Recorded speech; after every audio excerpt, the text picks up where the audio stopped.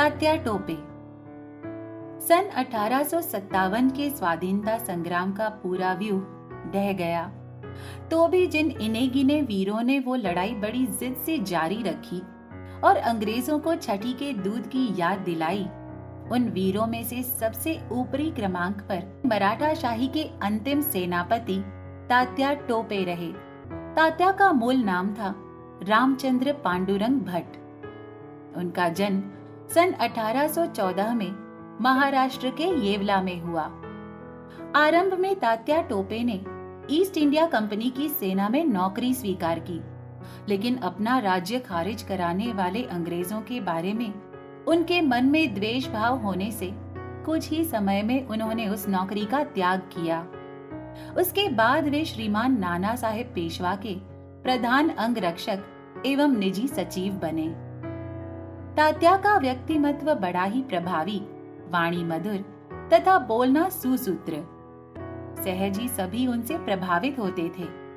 उससे उन्होंने अंग्रेजी सेना में से हजारों सैनिकों को तथा नागरिकों को स्वतंत्रता के हेतु विद्रोह घोषित कर लड़ने के लिए प्रवृत्त किया। सारे देश में 1857 के युद्ध की लपटें फैली। ऊपरी तौर पर श्रीमान नाना साहेब अंग्रेजों के साथ मिलजुल कर पेश आते थे। कानपुर के जिलाधिकारी हिलर्स डन ने उनसे मदद मांगी।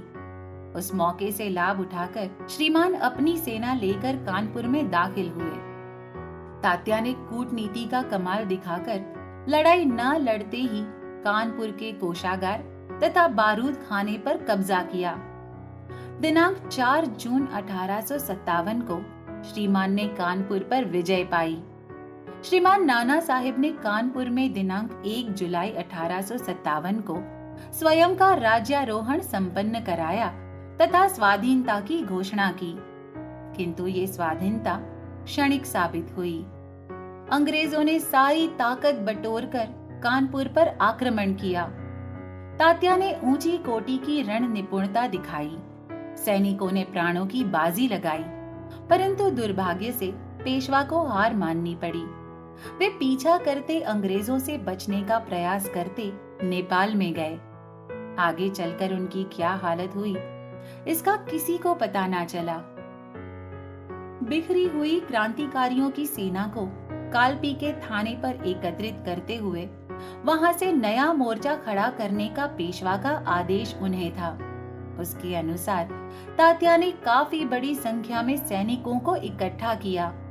उन्होंने छापा मार लड़ाइयां लड़ते हुए अंग्रेजों को परेशान किया।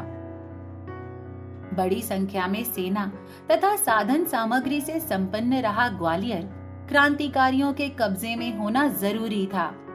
तात्या ने कूटनीति के द्वारा ग्वालियर की सारी सेना को अपनी तरफ खींच लिया था। उसके फलस्वरूप दिनांक 1 जून 1858 को रानी लक्ष्मीबाई के साथ उन्होंने जब ग्वालियर पर हमला बोल दिया, तब तात्या को देखते ही शिंदे की सारी सेना आकर उनसे मिली। बगैर लड़ाई लड़े ही ग्वालियर जीता गया। शिंदे और उनके दीवान अंग्रेजों का सहारा पाकर आगरा भाग निकले। शिंदे की सहायता करने का बहाना कर तथा उन्हीं को आगे बढ़ाते हुए दिनांक 18 जून 1858 के दिन सर ह्यूज रोज ने तात्या के ऊपर अचानक धावा बोल दिया। घमासान युद्ध हुआ, लेकिन दुश्मन हावी रहा। तात्या की हार हुई। शत्रु के सैनिकों की दीवार को छेद कर बाहर निकल रही रानी लक्ष्मीबाई धराशायी हुई। फिर भी तात्या अपने दल के साथ अंग्रेजों को चकमा देकर भाग निकलने में सफल हुए। कई महीनों तक तात्या अंग्रेजों को चकमा देते रहे, छापामार तंत्र से लड़ते रहे। ईसागढ़, तलबहट, चंदेरी आदि कई स्थानों पर उन्होंने अंग्रेजों को परास्त किया, लेकिन उन्हें तनिक भी फुर्सत ना मिले, वे कहीं भी स्थिर ना हो, इसलिए अंग्रेजों ने कोशिश करने की ठानी। पार्क, मिचेल और बेचर जैसे 3 श्रेष्ठ अंग्रेज सेनानी भेड़िए जैसे उनका पीछा कर रहे थे। दिनांक 20 अक्टूबर 1858 को होशंगाबाद से 20 कोसों पर यानी कि 40 मील पर तात्या ने नर्मदा पार की। तीन तीन सेनानियों से मुकाबला करते उन्होंने ये करामात कर दिखाई।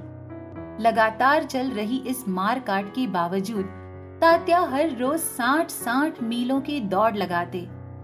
इस भाग दौड़ के और विजय पराजय की आंख मिचौनी की कालावधि में भी तात्या ने हजारों लोगों के मन में स्वाधीनता की प्रेरणा जगाई। उनमें से हरेक के मन में क्रांति की चिंगारी सुलगाई।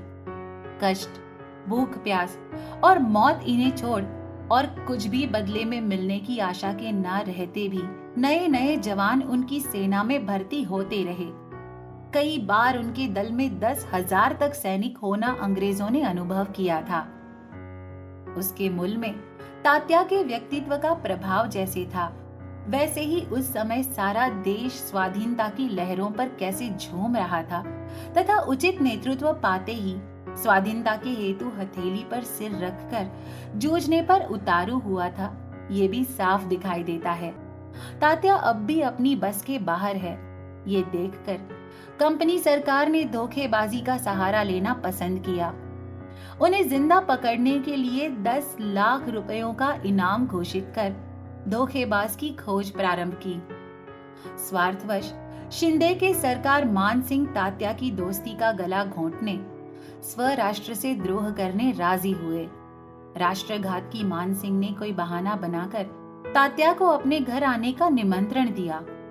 रात्रि का भोजन होने के उपरांत अनुरोध पूर्वक अपनी ही छावनी में रख लिया। दगाबाज मान सिंह ने 7 अप्रैल 1859 की रात सर मिड को तात्या का निवास स्थान बताया। घुड़दौड़ से थककर गहरी नींद सो रहे तात्या के ऊपर झपटकर उन्हें बंदी बनाया गया। जेल बंद कर बड़ी ही कड़ी सुरक्षा में उसी रात उन्हें शिवपुरी में रिचर्ड मिड की छावनी में लाया गया। उसी किले में उन्हें बंदी बनाकर ठूंसा गया। शिवपुरी के किले में सैनिकी न्यायालय की रचना कर मुकदमा दायर किया गया। तात्या के ऊपर राजद्रोह का तथा कंपनी सरकार को उखाड़ डालने का आरोप रखा गया था। आखिर ये मुकदमा दिखावा ही तो था। विदेशियों का वो न्यायालय तात्या को मंजूर ना था। उस कारण उसके रखे हुए आरोप तात्या के लिए महज फालतू थे। तात्या को फांसी की सजा फरमाई गई। पकड़े जाने के पश्चात 11वें दिन 18 अप्रैल 1859 को शिवपुरी किले के पिछवाड़े में परेड ग्राउंड पर तात्या को फांसी दी गई। फांसी देखने सैकड़ों अंग्रेज स्त्री पुरुष उपस्थित थे। 1857 का स्वाधीनता संग्राम असफल ठहरा। बहुत सी रियासतें खालिसा की गईं। परिवार ध्वस्त हुए। हजारों वीर धराशायी हुए। क्रांतिकारियों को फांसी से लेकर काले पानी तक की सजाएं मिली। यज्ञ कुंड बुझ गया, परंतु उसी की राख से आगामी पीढ़ियों में क्रांति के बीज अंकुरित हुए।